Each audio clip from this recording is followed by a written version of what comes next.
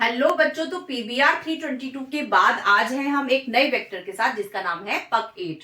अब देखिए पक 8 जो है बेसिकली पीबीआर 322 का जो है एक मॉडिफाइड वर्जन है, एक एडवांस वर्जन है। अब कभी भी हम जब हमारी टेक्नोलॉजी एडवांस होती है तो हम हमेशा चाहते हैं कि जो हमारी जो चीज है जिस पर हम काम कर रहे हैं वो छोटे से छोटा हो, हमारे को कम से कम टाइम लगे और ज्यादा से ज्यादा उसका रिजल्ट आए, यानी उसका जो रिजल्ट हो वो बहुत ही ज्यादा अच्छा हो। तो जैसे मैंने अभी आपको बताया कि जो पक 8 है ये पीबीआर 322 का एक एडवांस वर्जन है। और क्योंकि ये वेक्टर है तो देखो वेक्टर का काम क्या है कि जीन ऑफ इंटरेस्ट को कैरी करना, और ना सिर्फ वो जीन ऑफ इंटरेस्ट को कैरी करना बल्कि उसको होस्ट सेल के साथ में उसमें इंकॉर्पोरेट करना।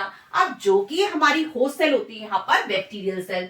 तो देखिए जो बैक्टीरियल सेल है यहां पर, यानी जो हमारा वेक्टर है ना सिर्फ वो इसके अंदर इंसर्ट हो, ठीक है, बल्कि उसके पास जो है आपका जीन ऑफ इंटरेस्ट जिस पर आप काम करना चाहते हैं वो भी इसके अंदर आ जाए, और ना सिर्फ अंदर आए बल्कि वो जो बैक्टीरिया का जो क्रोमोसोम है, ठीक है ना, वो इस क्रोमोसोम के साथ में अपनी मल्टीपल कॉपीज को बना सके, इसके साथ पहले इनकॉर्पोरेट हो और उसके बाद वो अपनी मल्टीपल कॉपीज बना सके। तो फिलहाल अभी हमारी जर्नी है, देखो ये अब इसमें क्या स्पेशलाइजेशन है, आखिर ये पीबीआर 322 से हाईएस्ट वर्जन क्यों है। तो सबसे पहले जो पक 8 है ये स्मॉलेस्ट साइज में है, ठीक है, जितना छोटा साइज होगा उतना ही ज्यादा आपके पास चांसेस होते हैं एक अच्छे रिजल्ट के, ठीक है। और यहां पर भी ORI यानी ऑरे का एक मतलब पार्ट है जहां से आपका जो रेप्लिकेशन है डीएनए रेप्लिकेट कर पाएगा।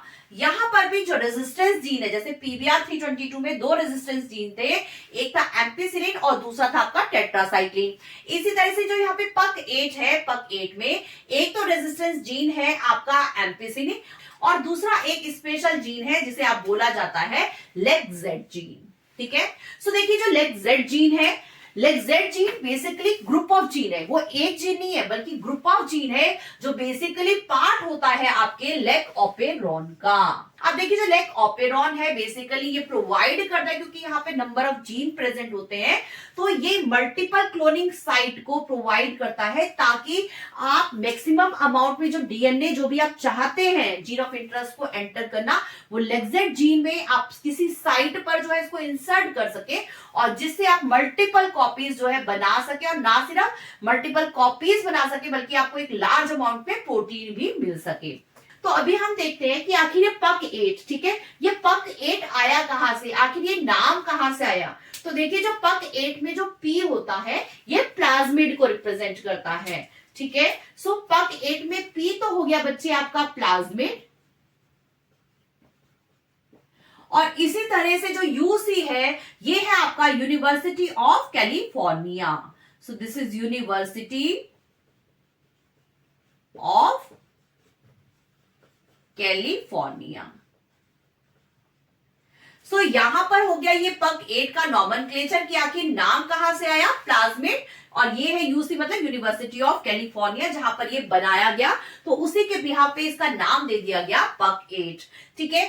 अब नेक्स्ट, अब जैसे मैंने आपको बताया जो ये पक 8 है ये शॉर्टर साइज में, ये स्मॉल साइज में, और क्योंकि ये अपने अंदर लेग-जेड जीन जहां पे बहुत सारा ग्रुप ऑफ जीन है, ठीक है, बहुत सारे जीन प्रेजेंट है जो कि आपका लेग ऑपेरॉन का ही एक पार्ट है, ठीक है, जो कि हम एक न्यू वीडियो में स्टडी करेंगे लेग ऑपेरॉन के ऊपर। फिलहाल अभी आप इसको जानिए।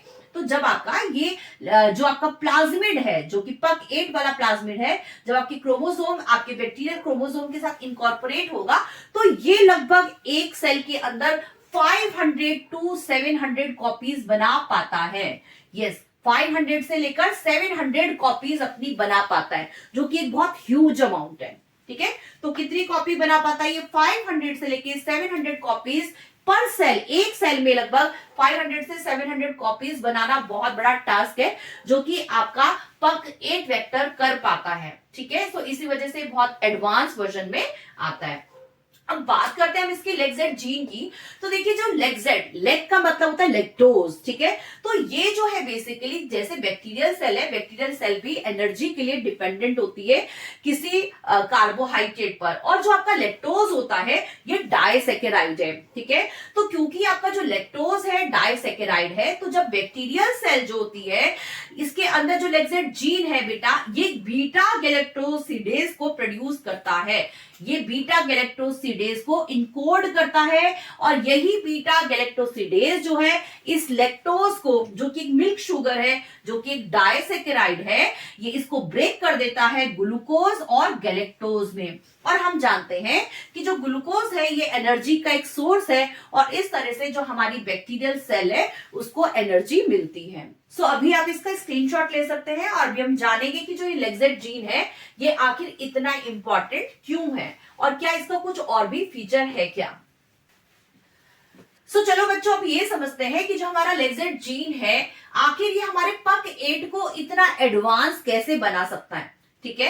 तो जैसे अभी ये बताया मैंने आपको कि जो आपका जीन ऑफ इंटरेस्ट है आप लेगजेड साइट पर, क्योंकि यहाँ पे मल्टीपल क्लोनिंग साइट है, ये बहुत सारी साइट्स है, यहाँ पर आप इनको अपने जीन ऑफ इंटरेस्ट को यहाँ पर एंटर करवा सकते हैं, ठीक है। तो अगर ये प्लाज्मिड है तो हमारे पास क्या कंडीशन रहेगी कि अगर हमारा ये प्लाज्मिड है तो आपका जो जीन ऑफ इंटरेस्ट है, एक कंडीशन क्या है कि उसने अपने अंदर उसको इंसर्ट करा दिया, ठीक है। आपने जो डीएनए आप देना चाहते थे, जो इनकॉर्पोरेट करना चाहते, जो फॉरेन डीएनए, उसने यानी प्लाज्मिड ने जो है उसने अपने अंदर इंसर्ट करा दिया। तो बेटा ऐसी कंडीशन में जब आपने बाहर के फॉरेन डीएनए को इस प्लाज्मिड में इंसर्ट करा दिया, जिसकी वजह से जो इसकी खुद की जो टेंडेंसी थी, है ना, जो रेजिस्टेंस था, वो सब कुछ क्या हो जाएगा, खत्म हो जाएगा, क्योंकि अब आपने उसका स्ट्रक्चर क्या कर दिया, चेंज कर दिया है। आपने बाहर से फॉरेन डीएनए को इसके अंदर इंसर्ट करा दिया है, जिसकी वजह से जो इसकी कंपोजिशन है वो चेंज हो गई है, और इसको बोला जाता है इंसर्शनल इनएक्टिवेशन, ठीक है। This is insertional inactivation. तो अब ये जिस चीजों के लिए रेजिस्टेंस होना चाहिए, इसको शो करना चाहिए, अब ये उन चीजों के लिए रेजिस्टेंट शो नहीं करेगा, ठीक है। एक क्या कंडीशन, जब आपका जो ये बाहर का फॉरेन डीएनए है इस प्लाज्मिड का ये पार्ट बन चुका है, ठीक है। सेकंड कंडीशन क्या है कि हमारा प्लाज्मिड है और हम बाहर से फॉरेन डीएनए देना तो चाहते हैं, लेकिन आपका जो डीएनए है वो आपने देना भी चाहा, लेकिन उसने उसको अपने अंदर इनकॉर्पोरेट नहीं किया।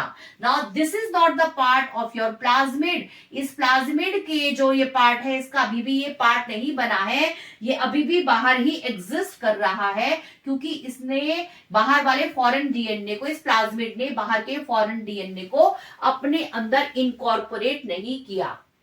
अब इतनी बड़ी, जैसे मैंने अभी बताया कि एक सेल जो है बैक्टीरियल सेल लगभग 500 to 600 जो है नंबर ऑफ कॉपीज बनाती है। तो इतनी बड़ी पॉपुलेशन के अंदर हाउ वी विल चेक कि भाई कौन सी जो है आपका रिकॉम्बिनेंट डीएनए को शो कर रही है और कौन सी नॉन रिकॉम्बिनेंट डीएनए को शो कर रही है, किस तरह से पता चलेगा।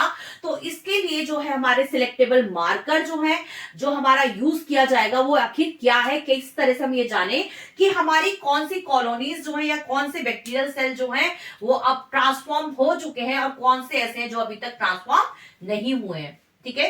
तो हमने क्या किया कि बैक्टीरिया को जो है बेटा, ठीक है, आपने क्योंकि इन बैक्टीरियल सेल में इनको इनकॉर्पोरेट कर दिया है, ठीक है, अभी नंबर ऑफ कॉपीज बना लेंगे। यहां पर आपको ऑलरेडी इसने अपने आप को इनकॉर्पोरेट नहीं किया हुआ है, ठीक है, ये फॉरेन डीएनए को इस प्लाज्मिड ने अपने अंदर नहीं लिया है, ठीक है। जब इसने अपने अंदर लिया ही नहीं है तो ये बैक्टीरियल सेल में जब करेगा, ग्रो करेगा, तो क्योंकि तो अंदर इसने लिया ही नहीं है, तो बैक्टीरियल क्रोमोसोम के साथ जब ये ग्रो करेगा तो आपके पास वो वाली कॉलोनी बनेगी जिसके अंदर फॉरेन डीएनए प्रेजेंट नहीं होगा, यानी वो कोई रिकॉम्बिनेशन शो नहीं करेगा।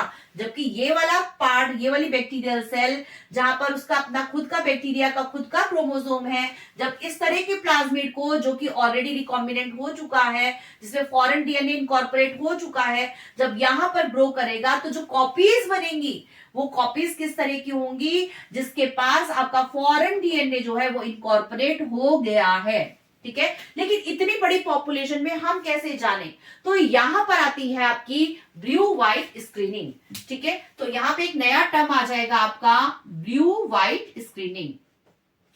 अभी हम जानेंगे कि आखिर ये ब्लू व्हाइट स्क्रीनिंग किस तरह से काम करती है और आखिर ये किस तरह से जो है आपको ब्लू और व्हाइट कलर किस तरह से आते हैं। ठीक है, तो देखिए जो बैक्टीरिया है, बैक्टीरिया को आप प्लेटिंग करें कौन से मीडियम में, अगार मीडियम में। यानी आपने जब बैक्टीरिया को, बैक्टीरियल सेल को आपने कौन कौन सी 2 सेल आपने देख लिए, एक वो सेल जिसमें आपका फॉरेन डीएनए पार्ट बना ही नहीं, जबकि दूसरी सेल वो है जो कि जिसमें आपका फॉरेन डीएनए आपका इनकॉर्पोरेट हो चुका है। ठीक है, सो अब हमने जब बैक्टीरियल सेल को यहाँ पे, चलो ठीक है यही बना लेते हैं।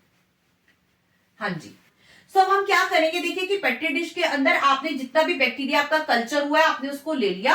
अब ये जो कल्चर्ड बैक्टीरिया है इसको आप अगार मीडियम में प्लस एंटीबायोटिक और प्लस आपने एक्सगेल लिया।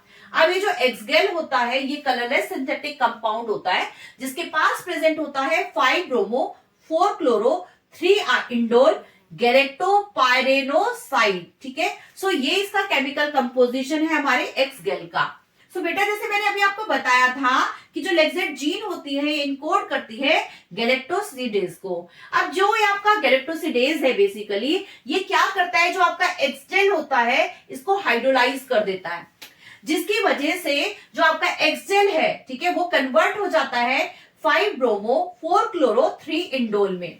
तो देखिए यहाँ पे जो बैक्टीरियल सेल बेटा जिसके अंदर ऑलरेडी आपका डीएनए इनकॉर्पोरेट हो चुका है, तो क्योंकि उसकी वजह से जो आपका लेक्सेट जीन है वो डिस्टर्बेड हो गया है क्योंकि आपने उसकी कंपोजिशन को चेंज कर दिया है, ऐसी कंडीशन में जो गैलेक्टोसिडेज है वो काम नहीं करेगा। और क्योंकि वो काम नहीं करेगा तो वो कौन से कलर का रहेगा, वो कलर रहेगा आपका कलरलेस, यानी वो व्हाइट कलर का शो होगा, क्योंकि गैलेक्टोसिडेज ने काम ही नहीं किया, आपने उसकी प्रॉपर्टी को क्या कर दिया, डिसरप्ट कर दिया है। ठीक है, क्योंकि डीएनए क्या हो चुका है, इसमें इनकॉर्पोरेट हो चुका है। लेकिन उन बैक्टीरियल सेल में जहां पर जो फॉरेन डीएनए है वो इनकॉर्पोरेट नहीं हुआ है, वहां पर गैलेक्टोसिडेज प्रॉपर फॉर्म में जो है वो हाइड्रोलाइज कर देगा एक्सगेल को, और जिसकी वजह से ये ब्लू कलर देगा। ठीक है, क्योंकि वहां पे आपका जो इसकी प्रॉपर्टीज है वो चेंज नहीं हुई है, और गैलेक्टोसिडेज जो है वो हाइड्रोलाइज किसको कर रहा है, एक्सजेल को कर रहा है, जिसकी वजह से यहाँ पर ब्लू कलर आ रहा है। तो 2 तरह की आपके पास कॉलोनीज हो जाती हैं। एक वो कॉलोनी जहां पर आपका डीएनए ऑलरेडी पार्ट बन चुका है, फॉरेन डीएनए आपकी बैक्टीरियल सेल का पार्ट बन चुका है, लेकिन कुछ कॉलोनीज अभी भी ऐसी हैं जिन्होंने अभी तक फॉरेन डीएनए को अपनी प्रॉपर्टीज में शामिल नहीं किया, वो डिसरप्टेड नहीं हुई, जिसकी वजह से ये ब्लू कलर शो करेंगी। ठीक है, तो यहां पर हम दिखा देते हैं, इससे यहाँ पे रेड कलर शो कर रहा है कि डीएनए फॉरेन डीएनए पार्ट बन रखा है, जबकि ये ब्लैक शो कर रहा है कि यहाँ पर अभी तक बाहर का फॉरेन डीएनए एंटर नहीं हुआ है। तो इस वजह से यहाँ पर व्हाइट और ब्लू कलर की स्क्रीनिंग हो जाती है और बहुत जल्दी से आप सेपरेट कर पाते हैं कि ये वाली जो रिकॉम्बिनेंट डीएनए शो कर रहा है, जबकि दूसरा आपका रिकॉम्बिनेंट न्यू कॉलोनीज को शो नहीं कर रहा है। सो आई होप सो कि आपको ये पकेट का स्ट्रक्चर और साथ में लेक्सेट जीन की जो इंपॉर्टेंस है और साथ में इंसर्शनल इनएक्टिवेशन और साथ में गैलेक्टोसिडेज की वर्किंग कि किस तरह से वो लैक्टोज को ब्रेक करता है ग्लूकोज और गैलेक्टोज में, और साथ में ब्लू व्हाइट स्क्रीनिंग अगर आपको समझ में आ गया है तो क्यों ना आप अपनी इस वीडियो को अपने फ्रेंड्स के साथ भी शेयर कर दें ताकि उनको भी ये सब कॉन्सेप्ट बहुत ही अच्छे से समझ में आ जाए। तो मिलते हैं देन एक न्यू वीडियो में न्यू टॉपिक के साथ। Till then bye bye.